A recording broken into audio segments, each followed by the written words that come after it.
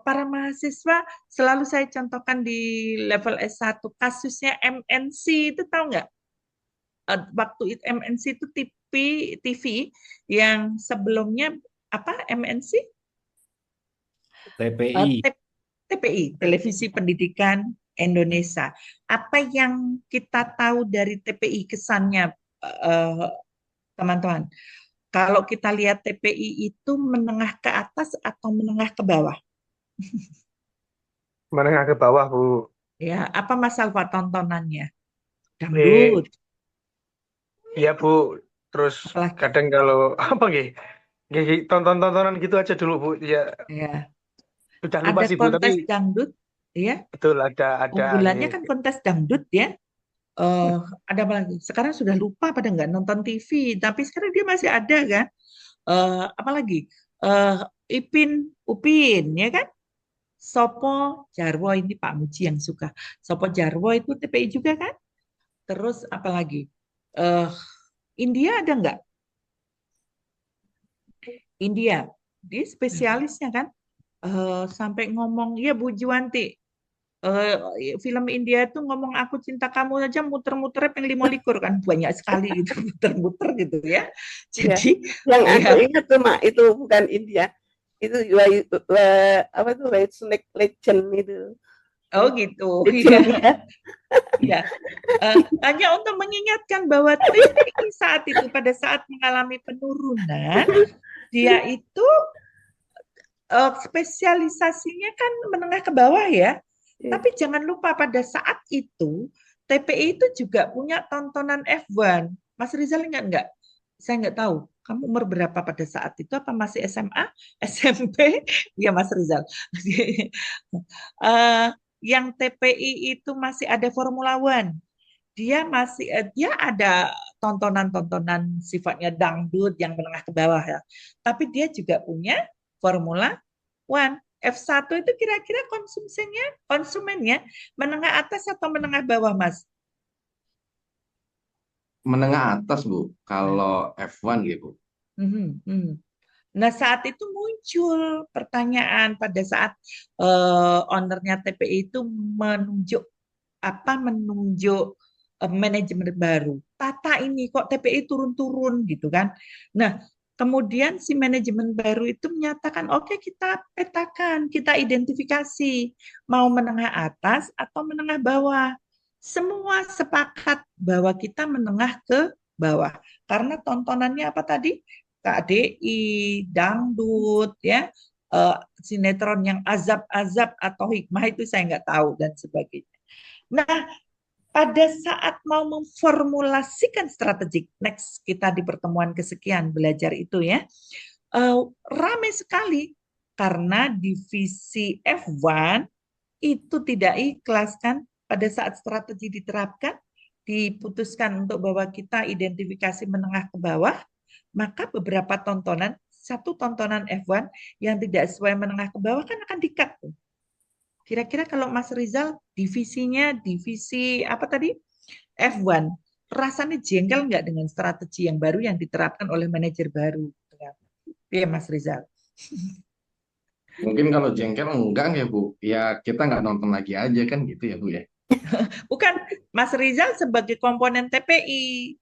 Misalnya Mas Rizal itu divisi yang divisi F1 ya, yang sebagai bagian komponen TPI, yang kemarin cari izin tayang susah banget, belinya sekian miliar, ya sudah tayang di TPI sekian tahun, tiba-tiba manajer baru memutuskan untuk mengkat F1 harus dilepas. Kira-kira jengkel banget gitu. Lu ini sudah di kita susah banget nyarinya dan lain sebagainya.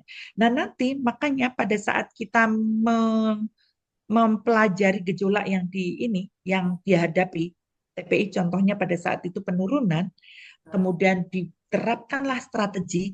Strateginya adalah identifikasi pasar. Yang kedua adalah meluruskan kembali bisnisnya yang tidak sesuai dengan segmen pasar yang sudah disepakati. Pasti ada yang marah. Strategi ini pasti akan sebagian membuat orang kecewa. Mas Rizal yang ada di divisi F1 asem ki mungkin bahasa Jawanya kayak gitu ya. Ini saya sudah susah-susah malah harus dilepas ya. Nah, Mas siapa lagi? Bu Juwanti mungkin yang ada di divisi tersebut juga jengkel banget. Ini kami udah Iya, susah-susah harus dilepas. Ya kan Bu itu Juwanti? malah dari pemerintah daerah sendiri itu. Itu Oke, gimana Bu Juwanti? Di bisnisnya ada yang kayak gitu? waktu dulu ikut rapat nganu apa itu mendirikan kios itu, nanti siapa yang di situ yang beli itu nanti tidak ada pedagang di depan pedagang yang artinya tidak ada kaki lima di depan kios gitu. Tapi ternyata lama-lama pedagang kaki lima itu seperti semut. Nah, yang dulunya peraturan tidak boleh, ya sudah ada satpol pp, polisi yang sudah itu yang ngoprak-oprak gitu. Tapi ternyata tetap saja nanti kalau setelah itu ada lama-lama tukang kartisnya ngasih kartis, berarti kan kalau dikasih kartis itu kan diperbolehkan. Nah itu nanti kalau dagangannya yang di depannya sama kan otomatis kelihatannya obral gitu ya, OB Iya, gitu. iya, iya, iya, Nah, terus iya. yang di kios kan juga kalah juga. Akhirnya gimana? Kalau aku ya pakai apa itu bawa apa itu karyawan suruh di depan kios kita dikasih kaki lima gitu. Jadi di belakangnya Gitu cuma ya. seperti Heeh. gudang gitu. Iya. Ini kebijakan sudah ditentukan, ternyata implementasinya kacau balau gitu ya. Iya, Kalau iya yang kata kalau yang kasus di TPI, kebijakan yang diterapkan itu bikin sebagian divisi rugi. Tadi Mas Rizal sempat marah gitu, misalnya dia divisinya F1 gitu. Udah saya susah-susah cari izin tayang, ini harus dilepas dan sebagainya. Tapi itulah yang akan kita hadapi nanti, belajar di pertemuan kesekian untuk penentuan strategik itu. Pasti nanti di internal sendiri akan ramai, ya enggak? Makanya implementasi strategik itu menjadi tahap yang paling berat. Nanti mungkin setelah mid semester belajar itu ya, lihat dari urutannya, menjadi hal yang paling berat. Kenapa? Karena kita harus menghadapi faktor internal sendiri yang sering juga tidak terima. Pada saat Telkom menerapkan strategi apa itu yang boleh mengundurkan diri, jadi ada strategi di mana karyawan-karyawan barunya yang cuma baru 3-5 tahun bekerja, tapi dia sudah lolos fit and proper test, boleh jadi manajer menengah gitu kan. Rasanya jengkel nggak Bu Juwanti? Saya sudah kerja 20 tahun karena tidak lolos fit and proper test, harus dipimpin Mas Alfa, harus dipimpin Mbak Neng yang bayi kemarin sore dan misalnya kayak gitu. Rasanya jengkel kan sebagian orang ya. Nah, pasti implementasi strategik itu nanti akan ramai sekali. Nah, balik lagi ke sini. Di kapal besar itu kita akan menghadapi lingkungan eksternal yang berkembang luar biasa. Di satu sisi, di dalam kapal ini pun itu juga harus kita cermati. Karena apa tadi? Ada konflik internal, ada perubahan selera ya. Di internal ini sumber daya saya, SDM saya, kalau Bu Juwanti sama dengan saya. Mbak Ning orangnya dia sudah Gen Z ya, semuanya serba digital dan sebagainya, nggak telaten kalau setiap pagi harus datang belajar pakai seragam, udah nggak model masih lagi. belajar. Nah, artinya kita di dalam sendiri ini sumber daya ini sendiri di dalamnya itu kita harus menghadapi perubahan, di luar juga harus menghadapi perubahan. Oke, ini bagaimana kalau itu di dalam negeri? Nah, itu tadi sudah ya. Oke, kalau ini apa ini? Gambar apa yang bisa kita analogikan kalau itu di dunia bisnis? Kita ada naik kapal, skoci, ini kok skoci, rafting ini apa? Saya nggak tahu namanya gitu ya. Tapi ini tantangannya lebih besar nggak? Bagi dia yang kapalnya cuma kapal, ya perahunya segini, dia menghadapi medan sungai yang curam, banyak batu, banyak apa pusaran air dan sebagainya di kali. Ini tantangannya lumayan untuk sebuah usaha ya. Kalau kita bayangkan ini UMKM deh, usaha mikro, kecil dan menengah. Ini pun kita akan menghadapi situasi lingkungan yang berubah-ubah kayak gini kan. drastis, sangat berubahnya sangat luar biasa, cepat gitu. Ya, ini pelaku usaha. Mas Lutfi, mana Mas Lutfi tadi? Food and beverage juga atau enggak Mas Lutfi? Apa Iya, yang Bu. dihadapi Mas Lutfi lingkungannya, Mas? Lingkungan apa ya, Bu, maksudnya?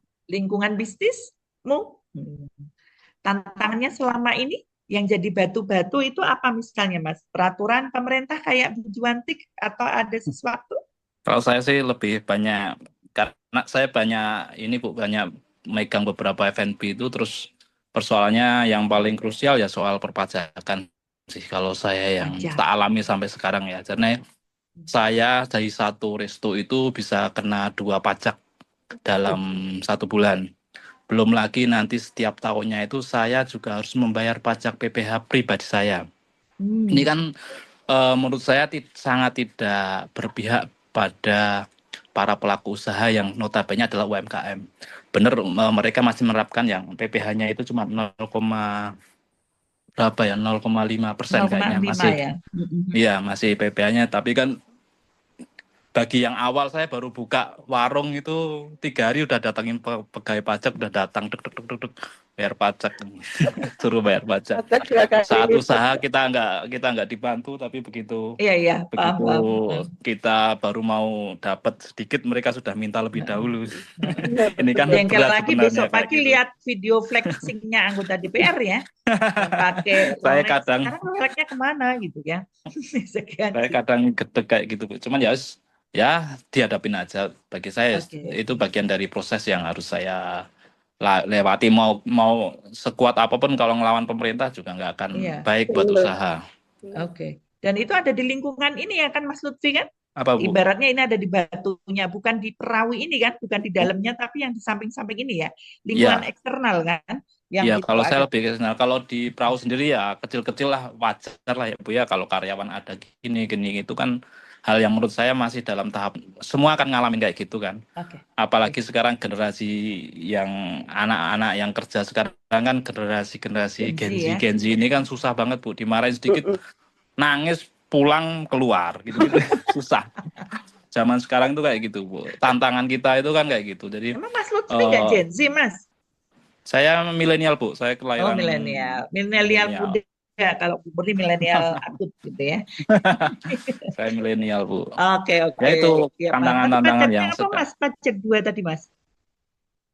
saya kena PPN sama PPh, Bu. Iya. Oh, PPN sama PPh ya, yang itu Ya. sudah dimulai. Oke. Saya sendiri kalau jajan di warung Pak Parto kena 10% itu rasanya ya nggak terima.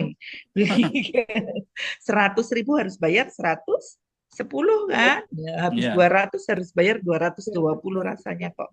Tapi gimana lagi gitu ya. Iya. Oke, dan itu Ya, akan wes, menjadi betul. kendala UMKM. Ya, yang kecil pun kompleks masalahnya. Nanti kalau Bu Juwanti cerita juga akan ribut sekali ya di sini ya, Pak. Ribet sekali. Belum lagi masalah di sini, ya kan? Ya, nanti Di ada kapalnya. COVID itu tidak boleh buka pasarnya, harus tutup. Itu pernah waktu ada Iya. COVID itu. Oke, Itu nggih. juga. Masalahnya bermacam-macam ternyata ya Bu ya. Iya. Terutama yang eksternal yang tidak bisa kita kendalikan tapi harus kita hadapi dan kita antisipasi. Nggih. Pak Muji, mau ngendika Pak Muji? Akan ada komen, Pak? Mboten Bu, kula ini benar-benar belajar dari diskusi Aduh, Bu Muti solid dan teman-teman sekali. ini aja. Ya, saya tidak punya pengalaman sama sekali yang itu. Ya, padahal beliau itu bisnismen nih, Mas Rizal. Kalau kita nanti kapan-kapan ke rumahnya Pak Muji, kita lihat bisnisnya Ada luar bisnis, biasa di tapi sana. karena tidak melakukan pengendalian internal secara baik, terus akhirnya menyerah dan kolab. Oh, udah ditutup Pak Muji? Tutup Bu, itu udah iya. lama ya. Kemarin sudah saya ceritakan ke Prof Yun itu mengapa ditutup. Jadi gitu. soalnya Mungkin masih ada faktor eksternal lain yang bukan karena hitung-hitungan barang atau apa, tapi ada etik ya, pertimbangan etik yang kemudian waktu itu saya putuskan untuk ini kok enggak nyaman kalau dilanjutkan. Oke. Jadi, Ya, ini mungkin artinya lewat masalah kuliah ini ini saya mau nyari inspirasi bisnis baru dari teman-teman itu, terus mungkin besok ya mulai yang dari kecil-kecil lagi gitu lah Bu. Terus ya, Oke. beliau bilangnya kecil itu sebenarnya gede tuh, Mas. Ah, Ya, ya, oke, kita belajar bersama ya. Pak Muji, terima kasih. Mungkin teman-teman yang lain silakan juga ya. Ini kita berusaha semuanya ngomong ya di sini ya. Jadi dari 2 gambar sudah berapa slide yang kita bahas? Bu Murni baru tayangkan berapa slide? 4 slide. Kita sudah hampir jam 8 gitu. Jadi nanti slide yang lain pelajari sendiri. Jadi karena Lu diskusinya saya senang sekali ya, semua jalan gitu, dan insya Allah nanti kita akan belajar banyak lagi. Ini kan baru baru pengenalan aja ya.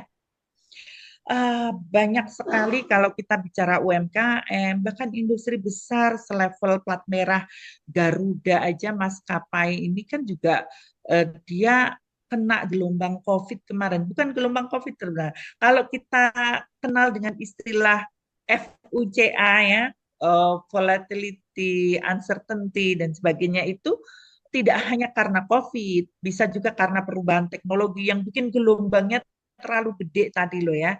Garuda yang suntikannya kayak apa dari pemerintah, dia menghadapi masalah penurunan jumlah penumpang dengan harga yang dia menetapkan apa level maskapai yang premium ya.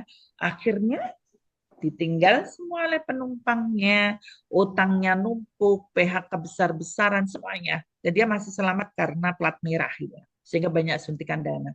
Kita baca Giant depan kampus kita ya Mas Alfa ya. Yang dulu gede sekarang sudah tidak ada. Iya. Giant sudah berapa itu kemarin.